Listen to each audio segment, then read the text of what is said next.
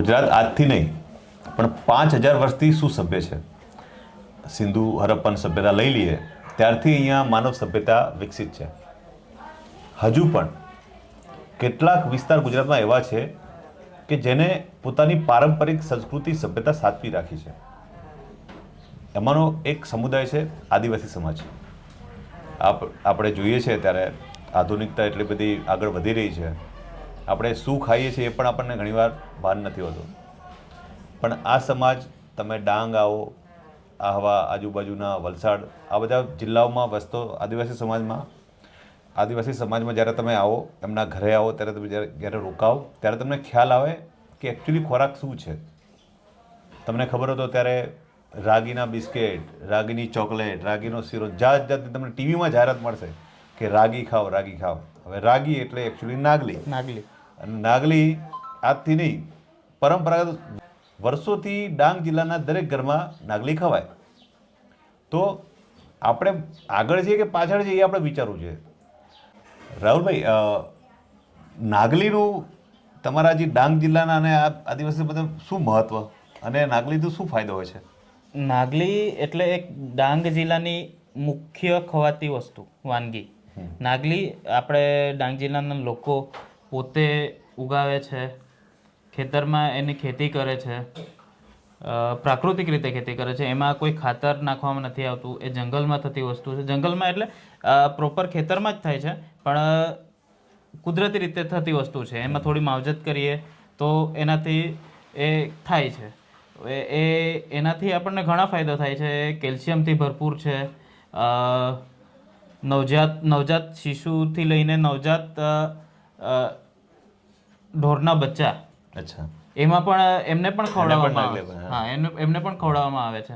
જે બચ્ચા કમજોર હોય નાનપણમાં, ગાયના બચ્ચા છે, ભેંસના બચ્ચા છે, કમજોર હોય તો એમને રાગીનું લોટ જે હોય એ લોટનું પાણી બનાવીને થોડું ગરમ કરીને એને લિક્વિડ સ્વરૂપે એમને પીવડાવવામાં આવે છે, જેથી એમના સ્વાસ્થ્યમાં સુધારો આવે છે અને એમનું સ્વાસ્થ્ય સારું થાય છે.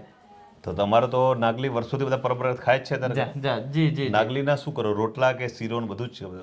નાગલીમાં મુખ્યત્વે અહીંયા ડાંગના લોકો રોટલા ખાય છે. હવે આમ સરકારની ઘણી સ્કીમ આવી છે, જે સખી મંડળ છે, કે ઘણી બધી યોજનાને લીધે બહેનો હવે એ નાગલીમાંથી અલગ અલગ પ્રકારની વાનગી બનાવી રહી છે. જે શીરા છે, બિસ્કિટ છે, એ પ્રકારની વાનગી બનાવે છે. નાગલીના પાપડ પણ બધા. હા. રાઈટ. અને બીજું તમારે અહીંયા ચોખાના રોટલા પણ ખવાય? ચોખાના રોટલા પણ ખવાય છે. અહીંના ચોખા લાલ ચોખા હોય, મેં સાંભળ્યું. હા, ચોખાના ઘણા બધા પ્રકાર છે. એમ લાલ છે, પછી અલગ અલગ છે એમ. તો અહીંના લાલ ચોખા ફેમસ છે એવું કે કાળા કે લાલ કે? લાલ. એક કાળે. એક કાળે. ખડસે.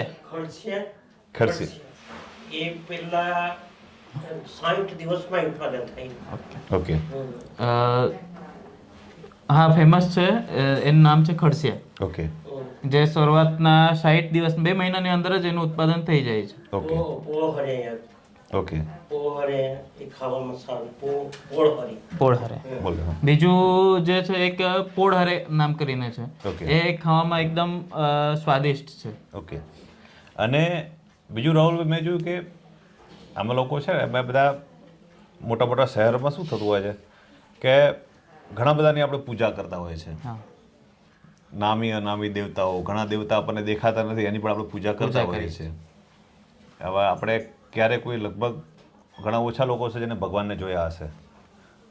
તો પણ આ વિસ્તારમાં એક વસ્તુ ખૂબી એ છે કે પ્રકૃતિની પૂજા છે. જે દેખાય એને પૂજે. તો આ પરંપરા વર્ષોથી ચાલી આવે છે ને, અત્યારે કોની તમે પૂજા કરો? આ પરંપરા જે છે એ વડીલોથી ચાલતી આવતી છે. હવે આમ જોવા જઈએ તો ડાંગમાં મુખ્યત્વે ડુંગરદેવ છે, વાઘદેવ છે, નાગદેવ છે, એ રીતના પ્રકૃતિમાં જે આવતા બધી વસ્તુઓની પૂજા થાય છે. ઓકે. અને ડુંગરની વધારે આખી ડુંગરની જ પૂજા કરો છો? હા, જી. ડુંગર એટલે ડુંગરદેવ એ સ્પેશિયલ અલગ રીતના જ પૂજવામાં આવે છે. તો મેં કીધું એમ કે તમે અહીંયા આવો, કોઈ બીના ઘરે આવો, સરસ એમનું ટ્રેડિશનલી જમો, તમને લાગશે કે ખરેખર જીવન શું છે, આદિવાસી સંસ્કૃતિ શું છે, આદિવાસી સમાજ વર્ષોથી લઈને આજે પણ કેવી અદ્ભુત અનોખી એ જ પરંપરા સાચવીને જીવી રહ્યો છે. Thank you Rahulbhai. Thank you. જય હિન્દ.